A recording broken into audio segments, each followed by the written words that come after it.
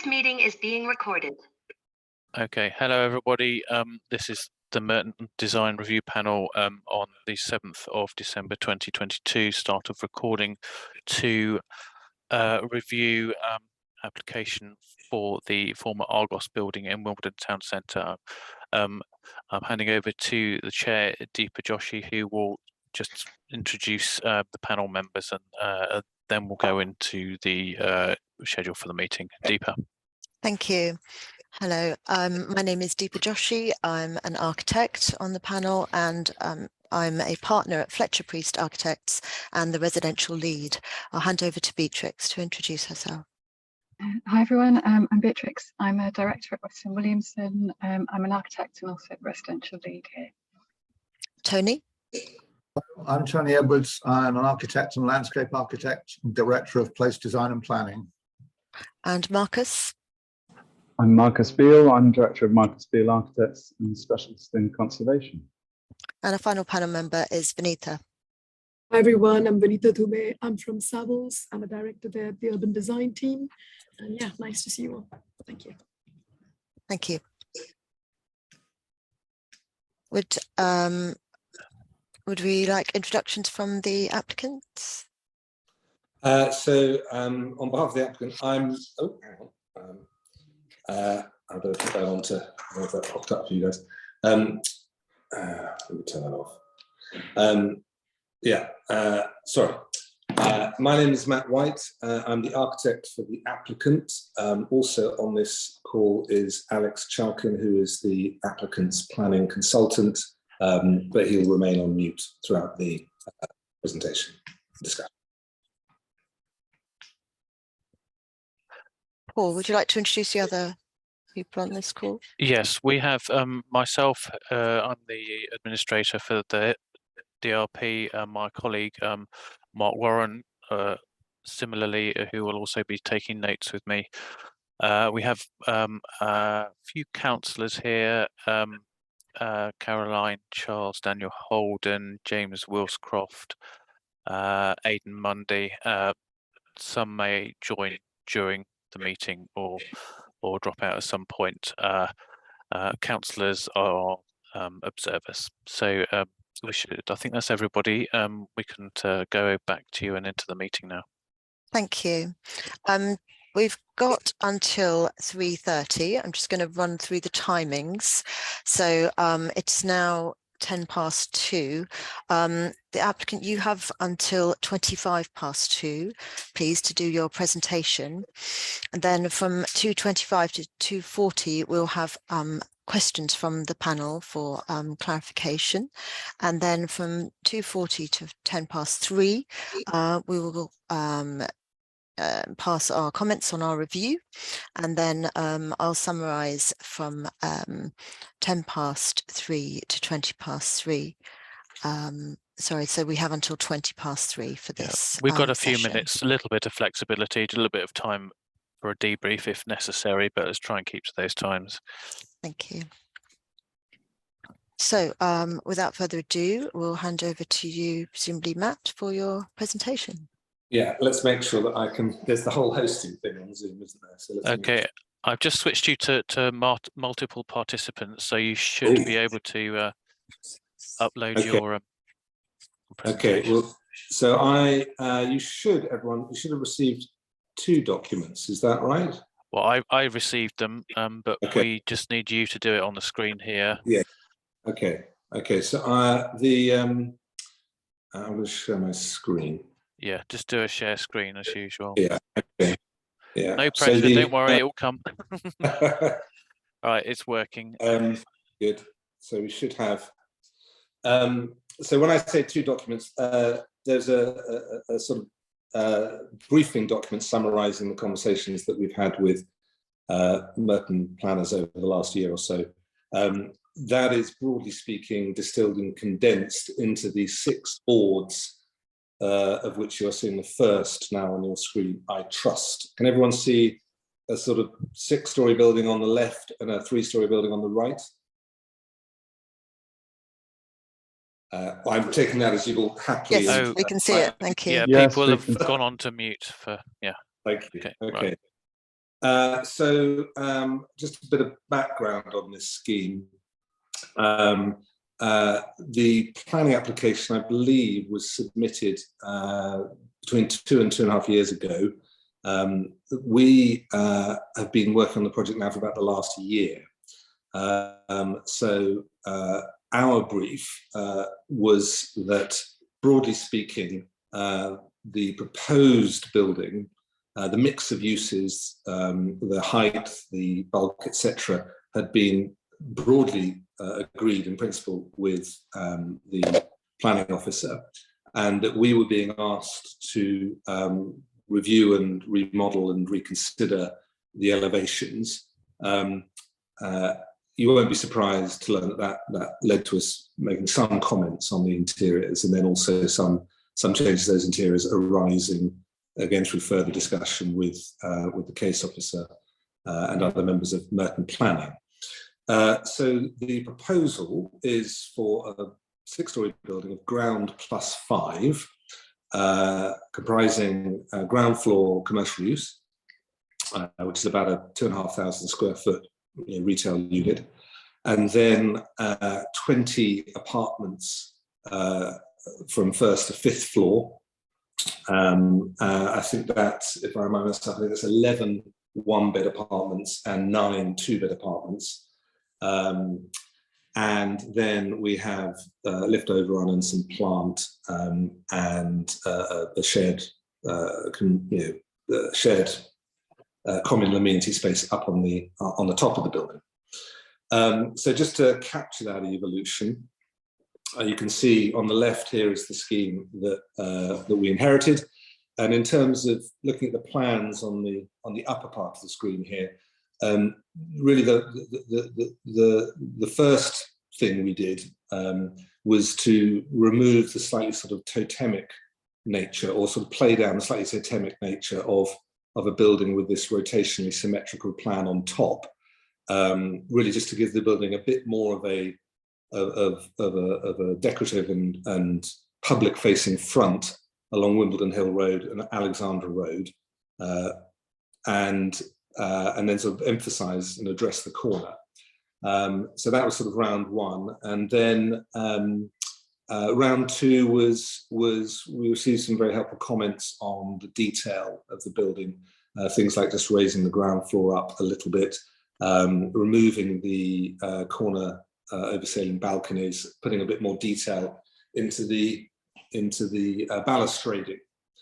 So that's the sort of evolution of the design from when we were brought on board to where we are now. The building does not sit within a conservation area. The buildings on site that are proposed for demolition are not listed. There are no, the Alexandra Road Conservation Area is further over to the east, and the Wimbledon Hill one is further over to the north. Going to the comments that were made then, looking at the detail, we've done a couple of other buildings in Wimbledon, and we were quite keen to sort of build on some of the things that we'd learned with those schemes. In particular, from this site, you can pretty much see Wellington House, which is a scheme we completed fairly recently, which is more on the threshold, the gateway to the Wimbledon Hill Conservation Area. So we wanted a sort of resonance between the two buildings, and we've done that, broadly speaking, in the palette, but also some of the details. Is that me, or is that so if you look, for example, at the difference between the treatment of the green building here and what we've done here, we were keen to emphasize the horizontals over the verticals. We were keen to give a sense of bottom, middle and top, and a sense of progression and hierarchy from the bottom of the building to the top of the building. And then in terms of how that manifests itself in the masonry treatment, you can see at the bottom of the building here, we've got these convex glazed special bricks in an invisible green. And then on the upper part, we changed that to a convex treatment so that we span 2 stories and we give enough detail on the facade that we can create some shadow there. And then with respect to the actual balconies themselves, it's a repeating wheat sheaf abstract cast into. We think they'll probably end up being cast aluminium actually, rather than cast iron. So we're thinking probably cast aluminium with a painted finish. And the wheat sheaf design comes from the Wimbledon Civic crest, which you can see up here. So it's an abstraction of that. And we quite liked the way that it gave a more density towards the upper part of the balustrade, so that there was even a sort of sense of progression and hierarchy through the balustrade, and frankly, a little bit more privacy and when it's viewed through obliquely. And you can see here how the palette of the building relates to the palette that we've been using elsewhere in Wimbledon. And I say I quite like the conversation, hopefully, that there'll be visually between the two plots. Another point to make then on that elevation, if you look at it in context here, you can see it's pretty well, just about on this top left image here, that the whole plot is slightly misaligned with these two terrace buildings you see in the view here, because clearly the junction between Alexandra Road and Wimbledon Hill Road was opened up at some point through traffic management requirements from highways. But we have this small element that will relate to the terraces on the left. So it's a sort of slightly standalone element of the facade. It's a little bit clearer on these elevations here. It's not completely aligned because, as I say, the block sort of cuts back, but we think it's works as a interstitial piece between the block proper and the terrace to the left. And then if we come back to these other views, on the view down from Wimbledon Hill Road, you can just start seeing it's clear on another render, but we've decided to keep the embellishment just to the bits that are visible from Wimbledon Hill Road. So if you look in here, you can see that the brickwork becomes flatter and simpler on the rear elevation, just to give that distinction between the two different sides. Then a fairly balanced and even elevation from the Alexandra Road end. We've rationalised the internal space planning slightly of the apartments just to make the rooms generally squarer and simpler. This is the point I was trying to make, sorry, in a much better image. There you can see that the decoration is, broadly speaking, removed from that middle part of the elevation on the rear. Another thing to say,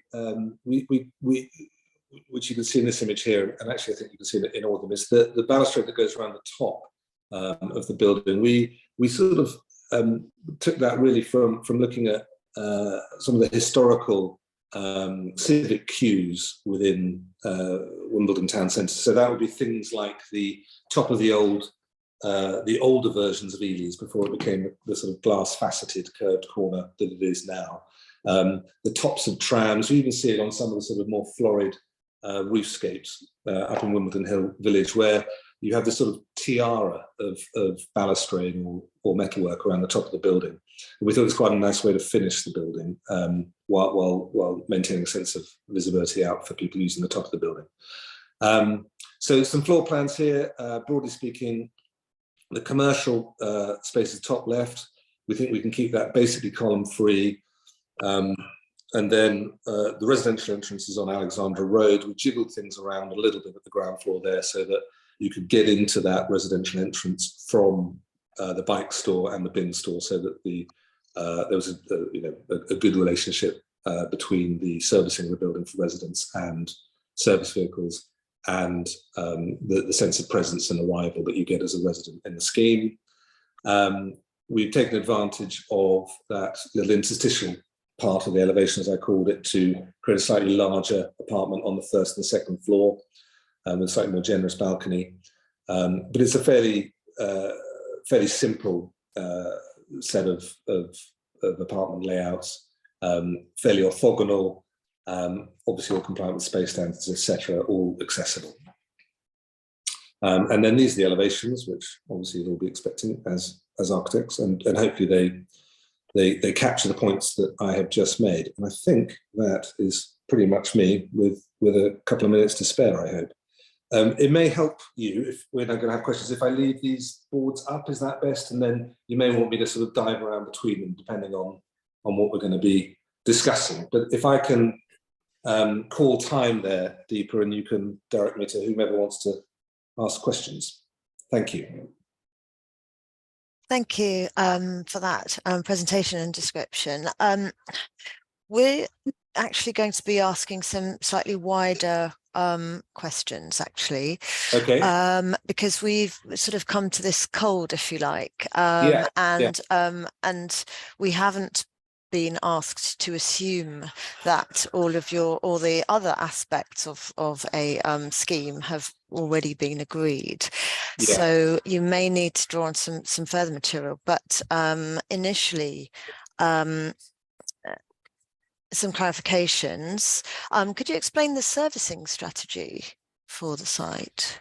Yes, I may not have the it's tricky. So this is, I need a kind of wider plan, but I think you probably all know the location. So Alexandra Road heading off to sort of northeast here, and then Wimbledon Hill Road is at the bottom of the building here. There's a small road that comes into the rear of the building there, and essentially all the servicing happens off that road. It leads through to a parking area behind. So any vehicle servicing, any commercial servicing, all happens on the top part of the page here.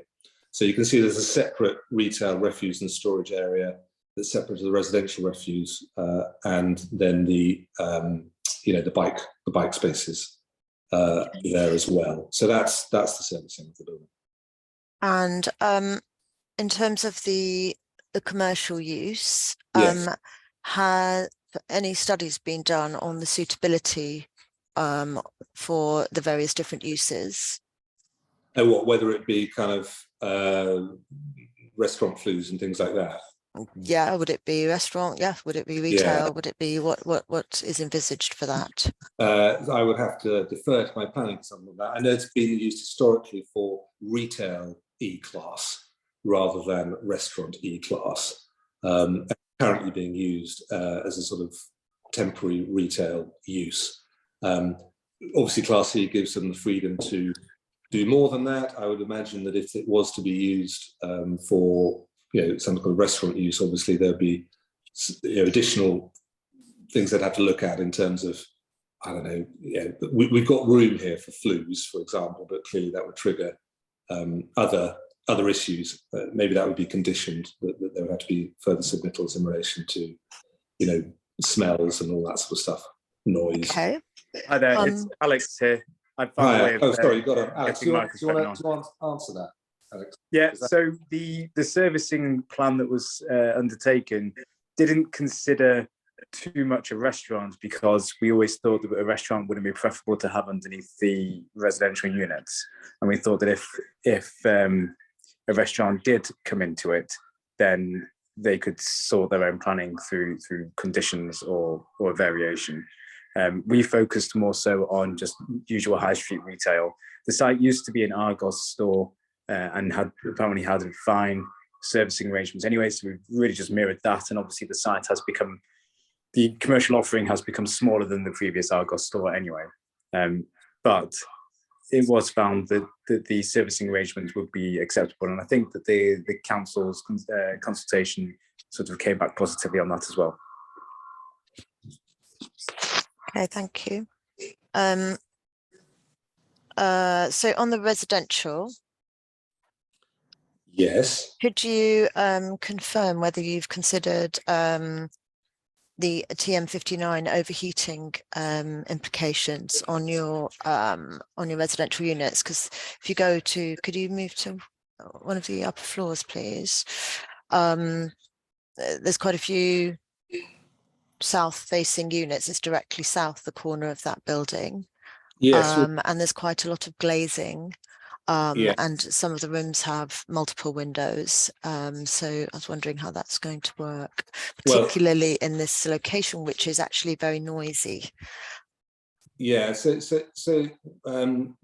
Alex, jump on this if you want, but certainly that came into our initial thinking, which is partially why we put the oversailing balconies on the corner, because it's actually directly south facing. So that would provide obviously a lot of additional shade for the due south sun in the summer at that angle. In terms of the acoustics and the air quality, I believe separate studies were done. Alex, you may want to jump in on that point. Or not, perhaps not. So I was just looking to the folder. I don't think that we undertook a heating study, but let me just have a deeper look and I'll come back to you. Yeah. Thank you. And in terms of amenity, this is the current scheme, is it? Because there was a couple that you showed. Yes, I was trying to show the evolution. So if you look at these ones deeper, you'll see, here, each apartment has its own, private amenity space. Here you can see it's a combination of 3 one-bed apartments and 1 2-bed apartment. They've all got 7 square metre balconies. Okay. Is there a sustainability report for this particular scheme? Yeah, I believe SRE Energy have done one, Alex. I think that's right, isn't it?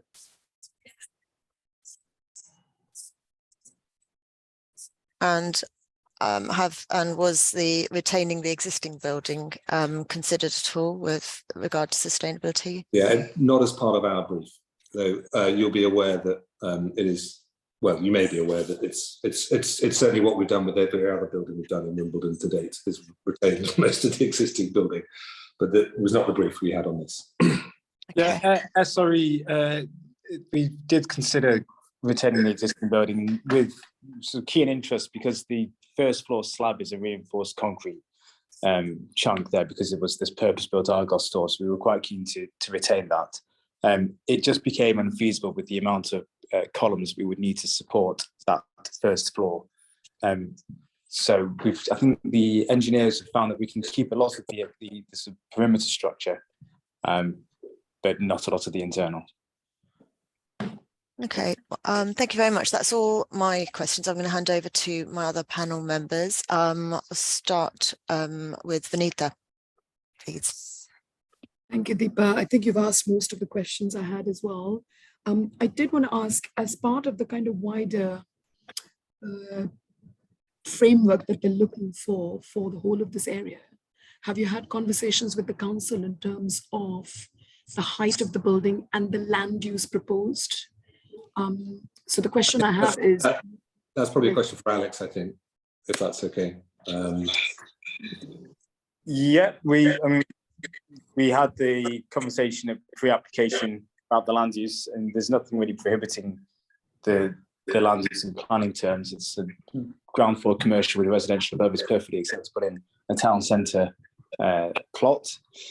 In terms of the height, I think that the height came sort of twofold. It was out of its natural progression of sort of building heights and what looked comfortable, but it's also not stipulated, but it's sort of guided or advised that a 6-storey building could be acceptable in this location in the in planning policy. So that's how the heights came around. We did feel that a building any taller would start to get a bit too tall and a bit uncomfortable, and a building any shorter would start to look a bit stunted in its wider views. So that's how that evolved. And in terms of the land use, you're absolutely confident that residential works in this location? Well, we did buy this building as a we bought this building, and the fallback planning position was always going to be an office. Right. Unfortunately for all of us, the sort of investment drivers and the economic drivers behind developing an office in this location, although there have been very successful examples of it, it doesn't work for us because there's floor plates too small, and it's not a sort of viable option for us to pursue. And I say us, I mean sort of private developers to pursue. We have tried, probably shouldn't say this too much, but we did try to make an office stack up because we prefer commercial and office developments, but residential would also work quite well. I mean, the area is underserved by decent quality units. Having a flat in this location where we know will be quite a sought after asset to own for individuals. So it does work, and there's nothing in planning policy to prevent that from happening. Alex, that's it from me, Deepa. Thank you.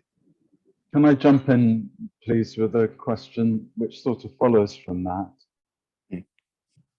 I mean, none of the uses adjacent are residential.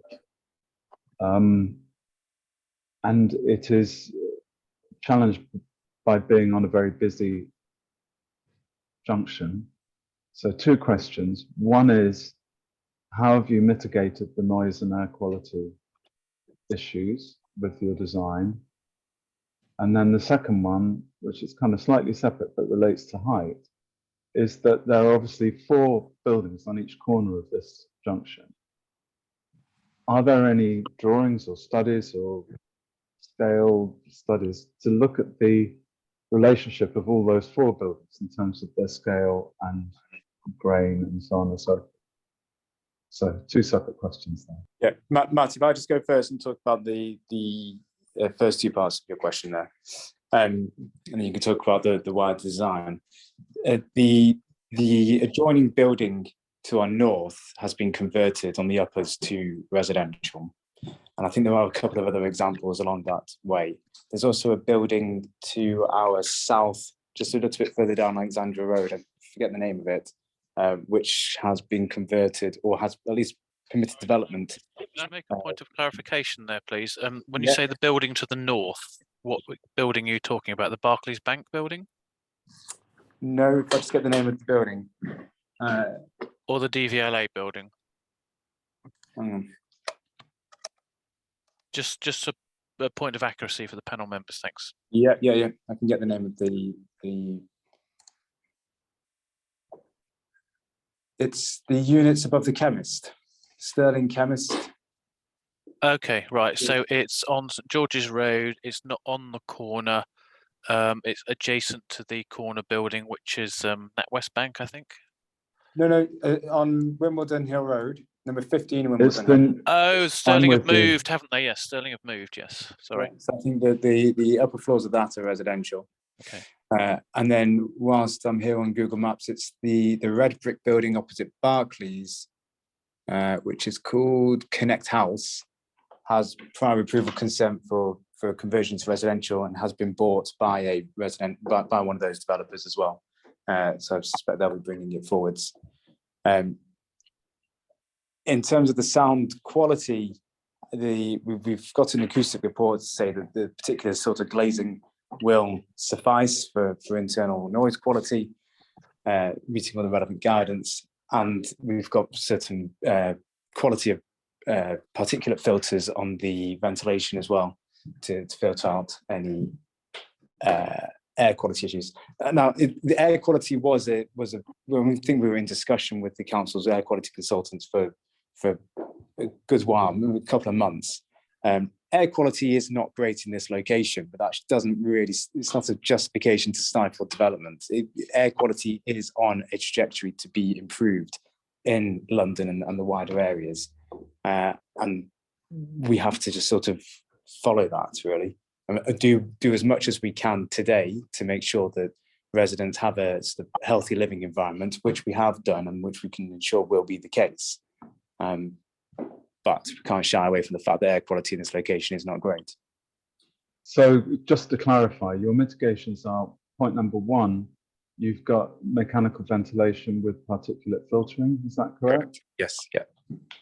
And point number 2, the terraces, the balconies, are they winter gardens or are they open to the air? Yeah, Open. Go ahead, Matt. no, well, they're open. They're open.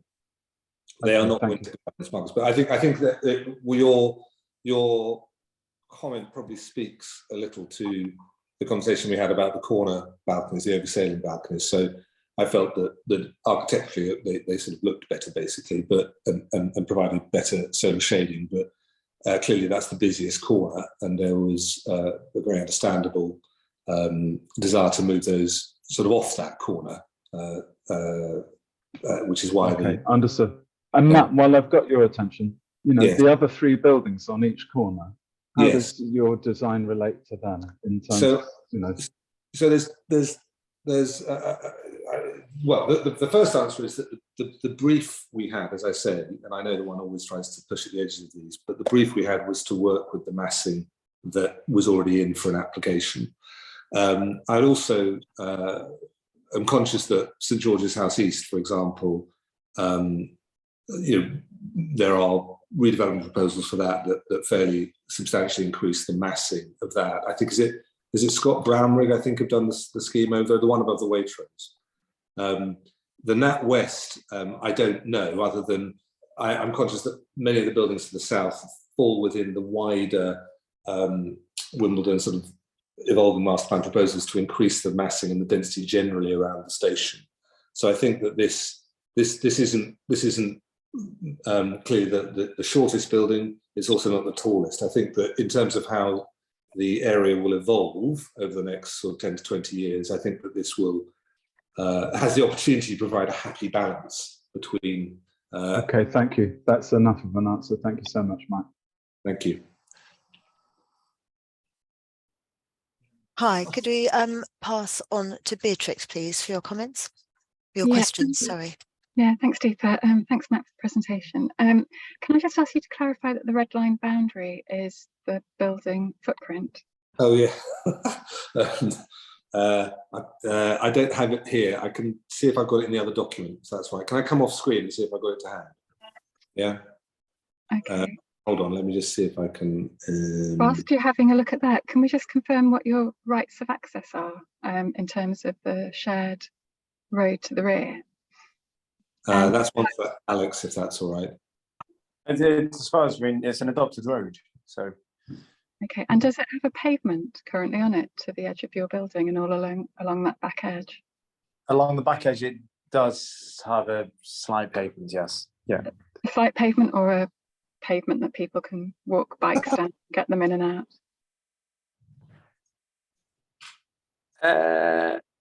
I think from memory, it may not have a full pedestrian pavement.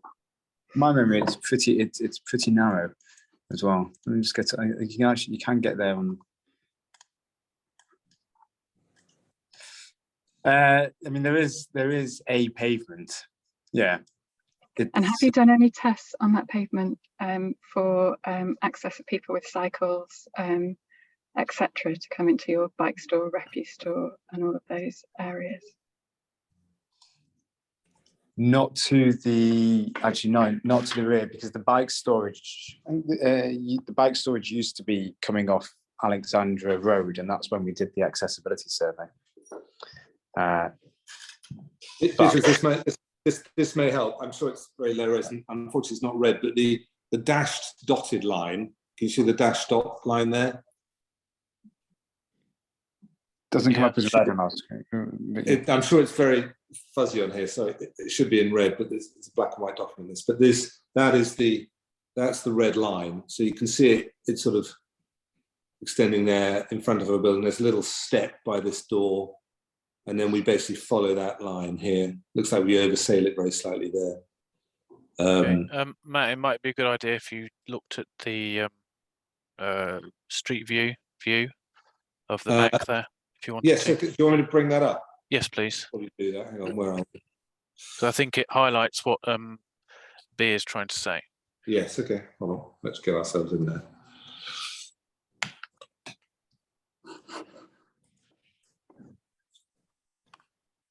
Ooh.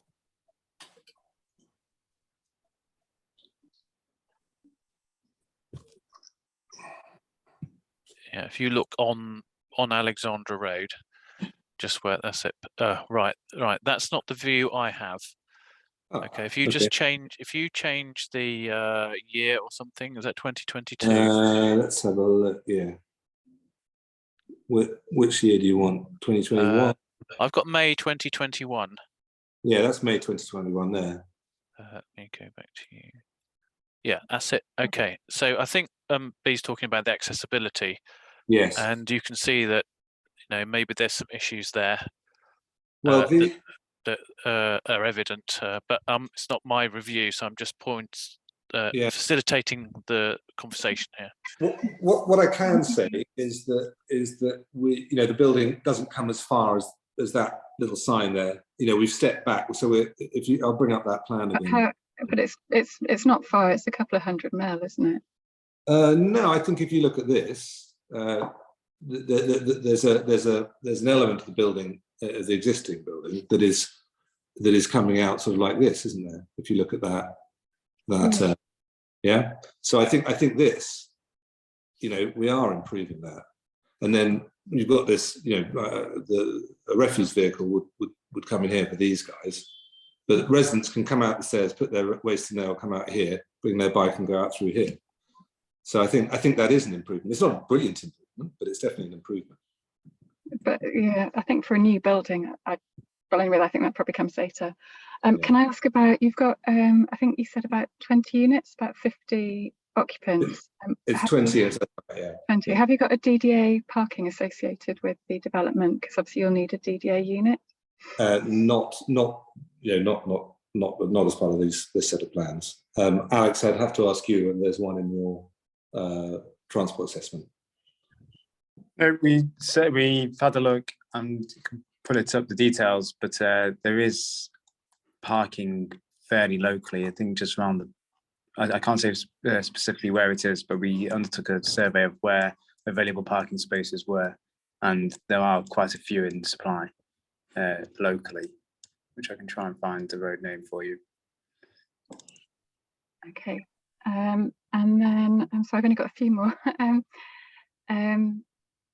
The overall height of the building is, could you just give me the number of meters? I'd have to look it up. Hold on, let me tell you. Sorry. Yeah, it's fine. Whilst you're looking that up, there's residential access to the roof level, correct? That's right. Yeah. Amenity. Yeah. But can I just confirm that you're not currently proposing that there's lift access to the roof? I think there is lift access to the roof. Hold on, let me have a look. Yep, I think there's lift access. So the residential is serving to what floor level, or how many meters is the residential lift serving to? Hold on.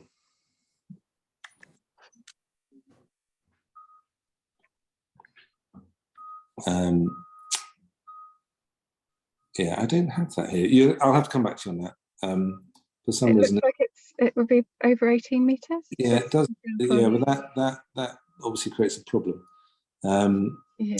So I'm glad you said it. yeah, no, you're absolutely right. I know exactly what you're referring to. So, I think it's over 18 meters, I think. Yeah, and then just my last question, because I realise I'm hogging. Where are your commercial cycle spaces being located? For your visitors to the commercial unit, and also for the occupiers of the unit at ground? I would have to refer to Alex on that. And those are all my questions, Deepa. Yeah, okay, thank you very much. Thank you. Tony, can we hand over to you? Yeah, a couple of points. I think we're querying the services for retail. That's already been covered. Is the applicant going to put some more furniture into some of these layouts to test them against the? Because in some cases, all we've got is a sofa, and if you looked, for instance, on level 03 on the corner unit, it seems to be a very odd shape. And it's only got, say, a sofa in it and a chair. It seems to be really stretched to try and imagine how anyone would use that unit as well. Yeah, Tony, you see that works a lot better in the corner balcony condition. If you look at the plan of the 2 levels below, you'll see that the rooms are more regular. So that's a function of the moving the balcony around. I just think to test the layouts that you've drawn, I think you need to put more furniture in it. You need coffee tables, televisions, etc., to actually test their livability overall, according to the schedule in the London Design Guide. The other query was on daylight in 1 bedroom. On the proposed plan, level 01, on the most western unit, how does the light get into that bedroom. There's, double there's a bedroom. there's a light well at the back, Tony. That sort of hatched area is a light well at the back. It's pointing north in permanent shadow. For a bedroom, yeah, I think that's okay. It's fairly generous external terrace, stroke light well. Presumably, It's a double aspect apartment, arguably triple aspect apartment, so I think that's okay. are you proposing to flesh out proposals for the roof terrace? I mean, it could make quite a lot of difference when it's coming to the building, whether it's got a whole roof garden or how it's going to be used. At the moment, it's just hatched. It'd be useful to know what that's going to look like on the roof level. Yeah, well, I mean, I'm sure you do a fantastic job of it as well. But at the moment, we know roughly speaking the area. I mean, in my head, you'd have some planting around the edge that would pull you actually back from the edge. It needs design for the top floor. Okay, I think those are just clarifications. Thank you. Yeah. Thank you very much. We've gone slightly over, so we're going to pass on to our panel comments now. I'll probably round mine up with the summary at the end just to save time. So we'll go in the same order. So we'll start with Benita, please. Thanks, Deepa. I'm sorry I lost connection for a bit. And excuse me for my voice, I'm just trying to recover from the flu. Thanks again for that presentation. I think a lot of us in our questions were trying to kind of allude to this. For me, what's really missing when you look at an interesting plot like this, it's so close to the station. All of the amazing public realm improvements that are going to happen along Wimbledon Hill Road and that junction. I think that contextual analysis is absolutely critical when you start to look at a plot like that. So how do you relate to the three other corners? I do understand that some of the buildings will be replaced. So when I was asking the question about height, so Marcus was asking the question about how you relate to those three, it would be nice to see some contextual analysis of how the building is born out of the context. So that for me would be a real starting point. You know, forget the red line. You've got to have an honest conversation with the planners and the council officers to look at how the public realm there is going to change. Maybe your building doesn't have a circular bend, it sits on a square bend, but you need to see that analysis in terms of how that building is really born out of that corner and the context.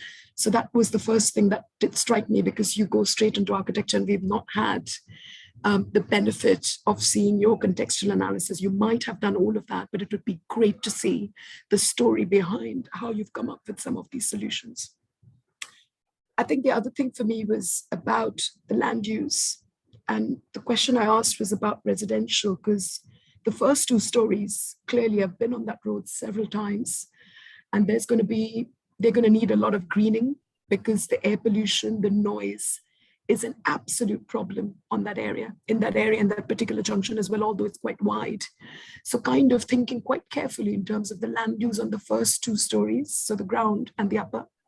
And I was looking at your layouts as well. And when you see the residential, somehow the flats on the first floor are not making sense to me in terms of quality of life. You know, with a bedroom opening in the duct, you could have a much nicer land use there. For example, you could get some office space, some kind of internal amenity space for the flats. It just doesn't blend and lend itself to residential, particularly that corner. I'm thinking about the light levels. I'm thinking about you literally cramming 2 to 3 units where it shouldn't really happen. Given that you've got an existing building, and clearly you've done some homework in the background in terms of why you can't dress that building, and you're coming up with a new solution and a new building, your sustainability principles right from day one need to be set out in terms of circular economy, all of the stuff around embodied carbon, operational carbon. I mean, these are long-term things once the building goes to site. But once you start thinking about them from day one, it would be nice to see some of those principles. So that also then lends me to the amenity space that you've got. I'm thinking about the light levels you get, the pollution, you know, the way it's kind of crammed between the buildings. Is that the right location for your kind of spill out terrace and your amenity space? And then finally, I think a lot of people alluded to that in terms of their comments, but the layout of the homes, I clearly think bedrooms facing onto that busy place perhaps is not the right solution. If you are putting residential, think very carefully. Maybe you want your lounge there and you want the quieter bedrooms on the side street. And then lastly, I think the ground floor users, clearly you've got commercial on the ground floor.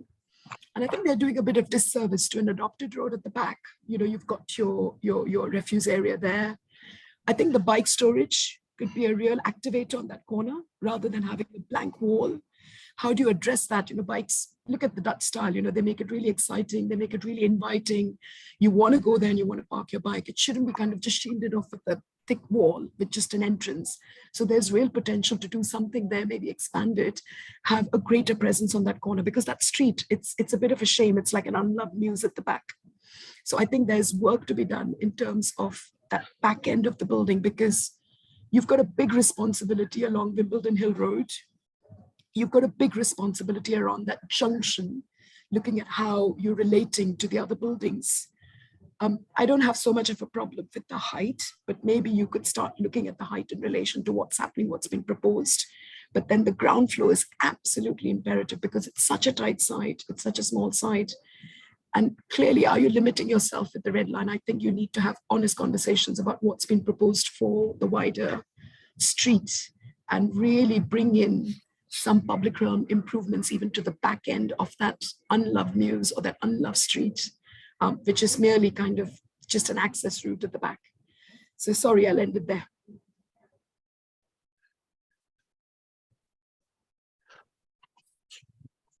Apologies, I was on mute. Thank you very much. Can we pass on to Marcus, please? Okay.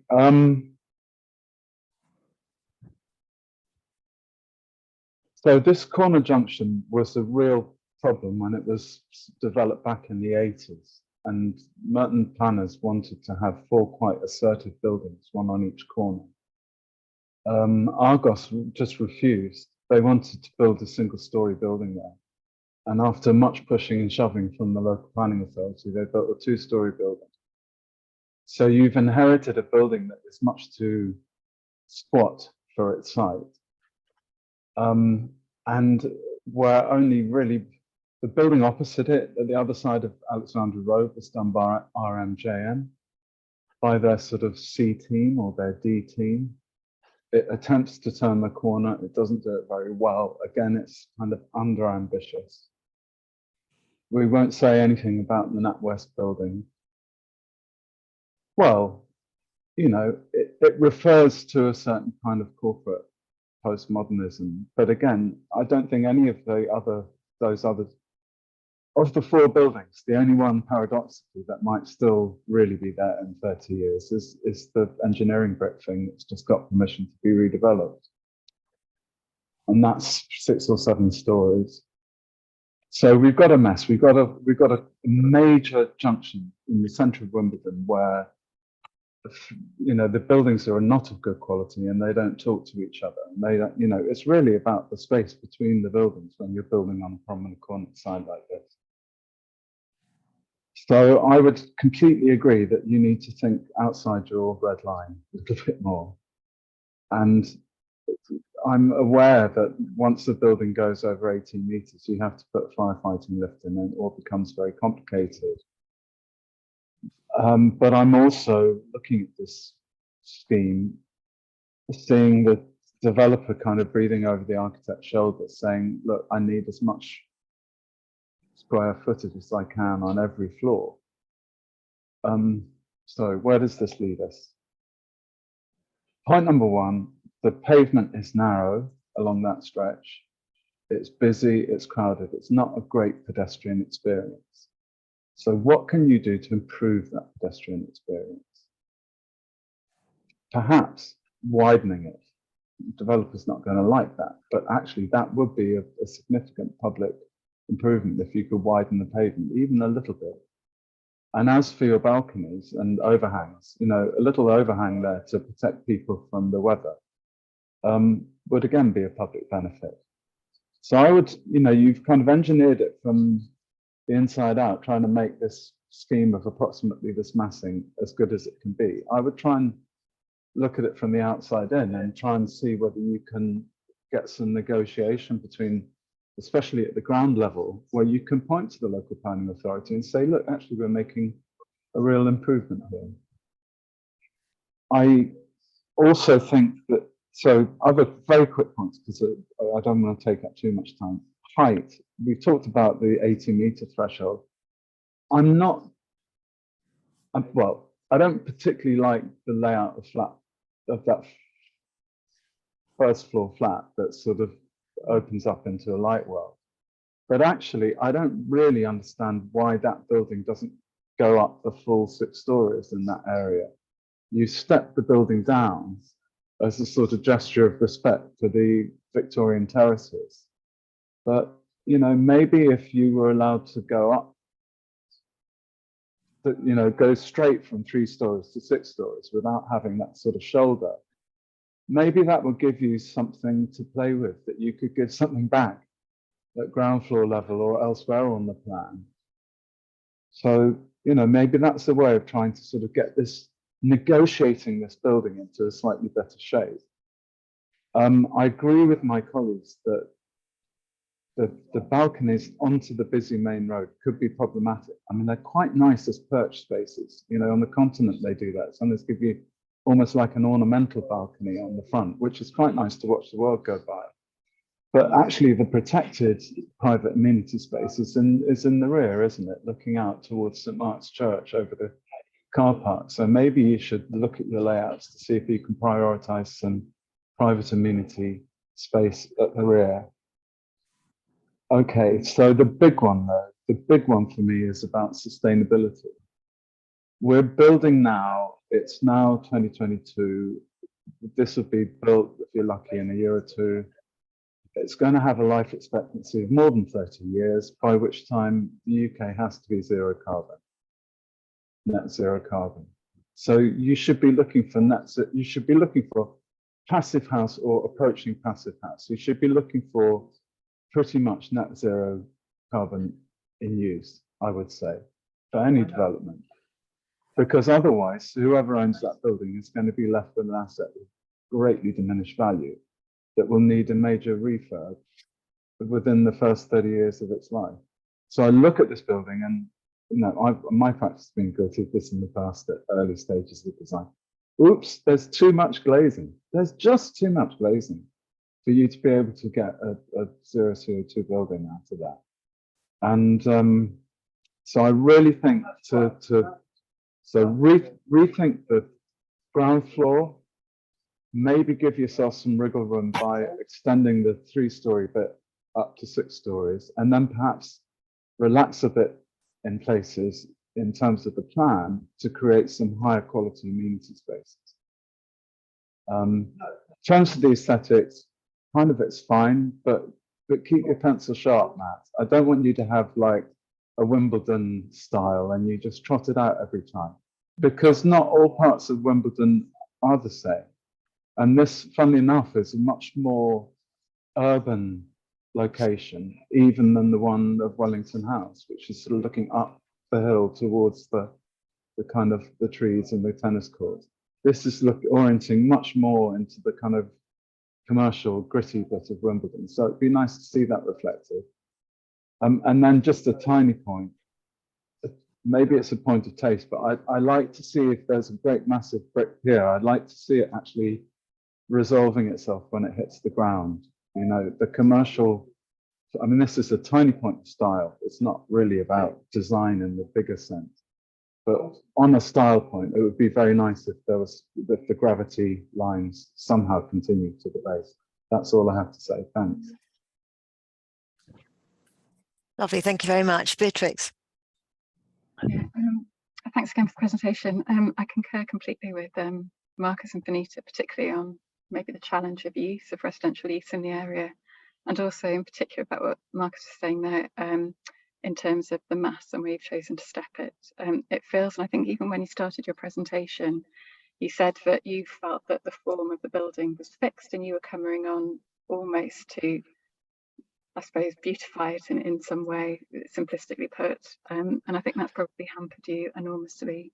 You currently have a building that I think is too severe on that little access route. I don't know if you've ever walked up and down there, but there are cars and bins just littered on either side, and half the time there's a lorry waiting there because they service all the routes up there and you can't get in and out.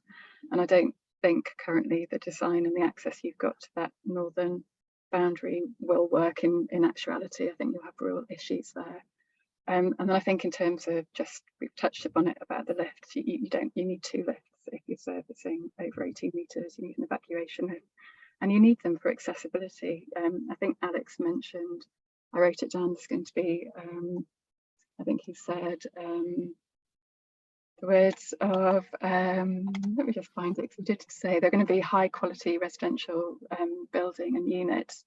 So you need to, if your lift doesn't work, still be able to get a lift up to your floor. It's accessibility, it's equality, it's everything else. So I think that then goes back to Marcus's point about this mass. I think the mass has hampered you.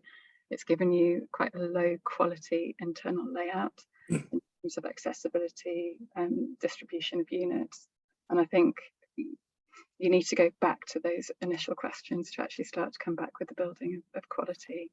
I'm struggling a bit with the main outlook towards the Barclays Bank building. So you currently go pretty much up to your red line boundary. I know there's the blip, but actually when you come to the end of it, the road is a fixed width, and then Barclays potentially in the future, you know, within the next 5 to 10 years could equally come forward with a building that would then come up to the other end of that quite narrow, although adopted road. So potentially you're putting major outlook looking that way, whereas in 5 or 10 years you could have a gable wall right up against it with therefore no daylight or sunlight or any aspect coming into those units. Some of the other units then look down that alleyway, and again, if you've walked down there, you'll see there's a higgle piggle, there's roof terraces, there's hundreds of air conditioning units stacked on top of each other. So when we're looking at noise and outlook, it's not just the busy road, it's also to the rear of that building and the walk that you go to St Mark's Church, which if in some way your scheme looking beyond the red line boundary could actually improve and turn into something quite charming and beautiful, I think that would be a real added benefit to Wimbledon, and maybe would then help offset increases in height, etc., or increases in mass. I think there really is such a bigger story to be told around how the design evolves. I think for me, just go through everything else, check I've got all my notes. For me, I think actually there was a picture, I think it was on page 11 of your document, and I think again it goes back to some of the massing and those early moves. You've got this appallingly awkward detail where you've got a railing that wraps around on the main view down to the corner, hits into the reclining, into the roof of the historic sort of Victorian terrace next to it, and then you've got your building that sort of sharply jars up. And I think that contextual view and how, if there are steps to be maintained, how those then align with the existing architecture and actually stitch into it a bit more, I think could be really, really helpful. And then I think for me, I don't have the issue with the height at all. So in fact, arguably, if you could pull back and create some of the other routes, could it go even taller? I don't know. That's probably not what anyone wants me to say, but I think there are further benefits there.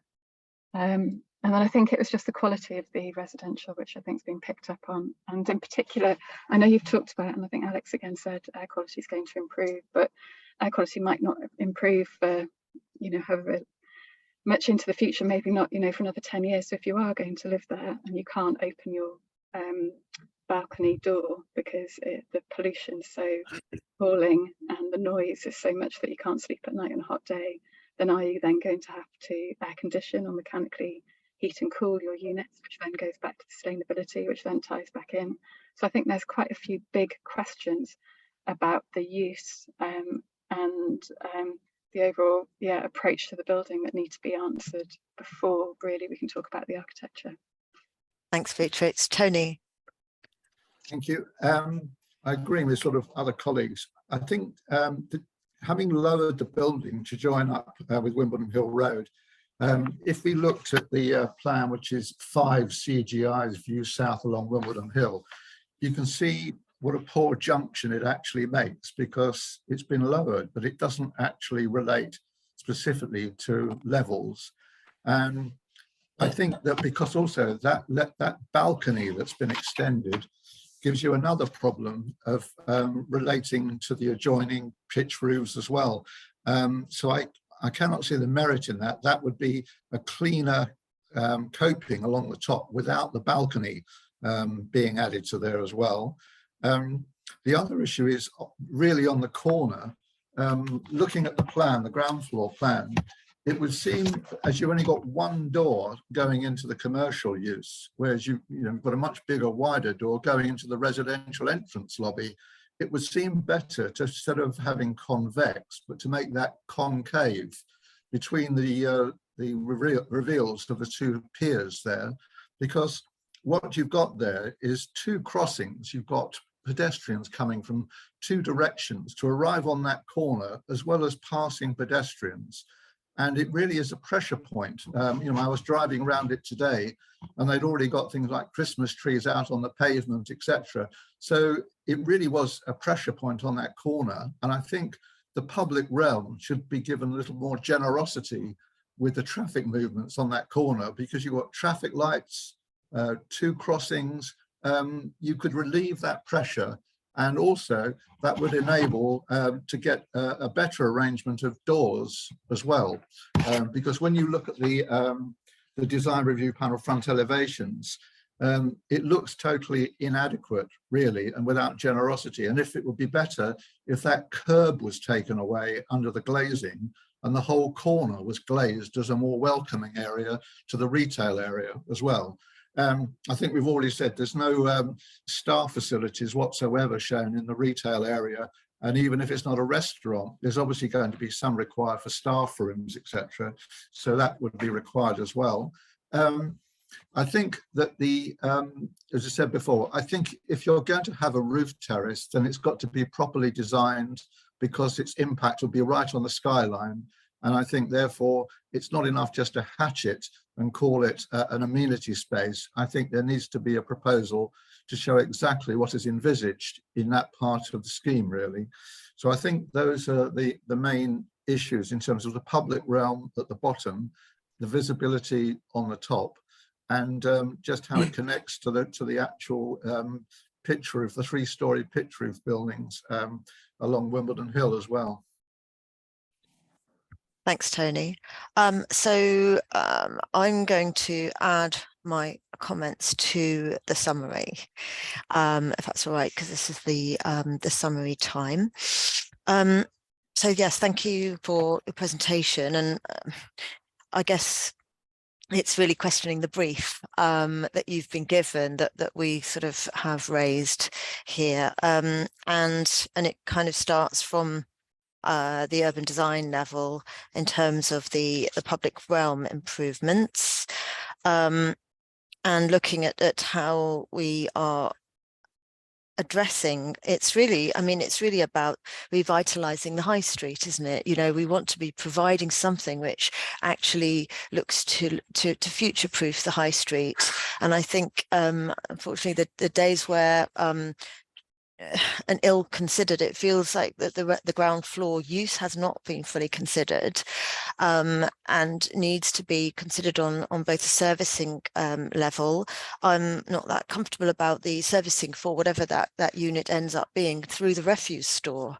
Is that really a good way to service the unit, as well as the lack of staff facilities, and just thinking about what that might be just in terms of provision of ventilation for a future restaurant. We really need to be creative and ensure that it is suitable for all future uses along there. Sorry, take a step back and talk a bit about massing. There seems to be a general agreement that the height is not the issue, but the massing is causing issues, particularly with the long views and how the building addresses itself to views from all sides. There's some very important views from a longer distance away from all sides, but also the relationship with the adjacent buildings, which doesn't seem to be very comfortable. And so and then also the height, so being 18 meters tall with residential is going to cause you issues with the building safety bill and the future issues with fire, and current issues with getting gateway fire strategy agreement. The 2 lifts for both fire and for accessibility, and potentially even needing another stair. So potentially it might be worth considering not going so high, but perhaps addressing the massing in a more sympathetic way to the rest of the surrounding buildings. So just moving on to onto the residential. I did read the acoustic report, and a lot of the design mitigations did rely on later study or future kind of study of that. So just having the ventilation, the MVHR and sort of usual levels of ventilation won't actually work here. And we've seen that the panel felt that there is too much glazing. The overheating and daylight requirements are all quite new. They're all more onerous and they compete against each other. So I think, you know, you just need to think about what residential buildings look like going forward, you know, having just enough glazing for sufficient daylight, and that looks at actually some of the other awkward corners that we've discussed, but also that primary frontage, you know, which is south facing and clearly won't provide a very comfortable environment on a hot summer's night, with the level of ventilation that's currently proposed, and having to keep windows closed. So and I don't think it's acceptable to rely on future air quality, because we don't know when that is changing. So the panel generally feel that perhaps residential hasn't been considered sufficiently in terms of its layouts, with requirements for plant M&E kitchen sizes with the London Housing Design Guide, and that perhaps it isn't a healthy place to live at the moment with its current layout. And that, you know, perhaps there's been a little bit too much being led by the developer and relying on the fact that the existing scheme would have got through planning. And I think that perhaps, you know, not only was it 2 years ago, but that some of those questions need to be reviewed in the light of changing regulations and also sustainability considerations, which have moved on in the last 2 years. And I believe that there are sufficient changes to support the Merton Council in their consideration of the revised planning application now. So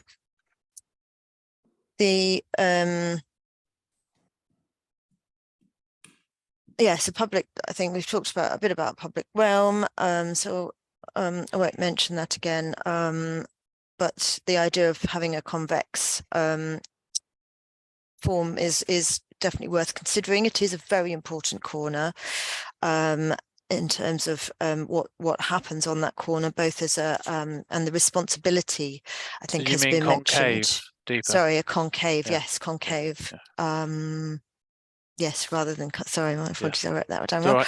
right. And the responsibility to that corner, both for the use, the pedestrians, and its presence in Wimbledon. And yeah, finally on your style, and I think Marcus did sort of coin that quite well, that, you know, I don't think you want to be a one-trick pony for your Wimbledon style. There's obviously, you know, a sort of important building that you created on at Wellington, is it Wellington Road, and Wellington House, apologies, yes, but this is a different location. It is more urban. You know, value your consideration on the facade development, but I suppose coming back to the beginning, we want to just sort of reiterate that we think that the scope that you have now and the responsibility and opportunity that you have here isn't just to create a better facade to than the previous scheme, which is kind of what we all felt that when we saw, that's what your brief was, Matt. But we think as a team, perhaps you need to review the opportunity in more depth and think about what this plot, this site, and its opportunity can bring to Wimbledon. And we feel that Merton should be considering that in the round as well.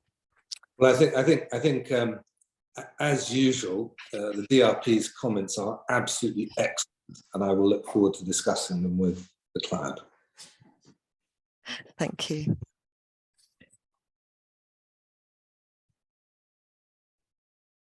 Right, Deepa, I think what we generally do now.